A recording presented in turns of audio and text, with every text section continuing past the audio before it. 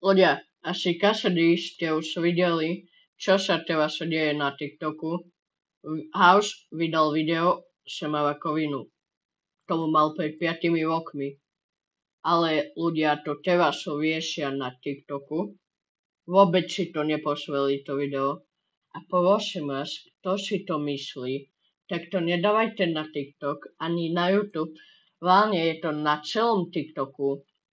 Že ľudia... On nemá tú rakovinu teraz. On ju mal pred 5 rokmi. A ešte je najlepšie, keď niekto sa vydáva sa neho. To je vtedy úplne, ako sa jeho brata sa vydáva, že je vaj jeho brat, že vaj bol na operácii pred pár dňami. Vôbec to nie je pravda. Ja, len to som chcel a ako môžete vidieť, tak ušetrím v My Airport. A ľudia, môžete sa tešiť zajtra, alebo neviem, pošajtra na video z My Airport. Dobre, toto majú sabugované. No. OK, ľudia.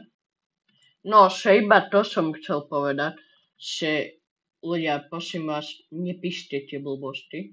Válne to nie je ani pravda. A keď už, tak si pozrite to video, ktoré vydal pred pár dňami, že vôbec to nie je pravda. Neverte tým blbostiam. A keď ešte sa niekto vydáva sa neho, tak už vôbec sa jeho brata, tak už tomu vôbec neverte. Ako nehovorím, že to nemôže byť jeho brat, ale keby sa je to jeho brat, tak vie o ňom niečo.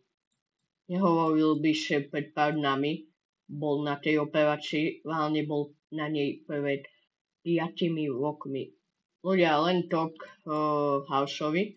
A ľudia, pre toto videjko to je všetko.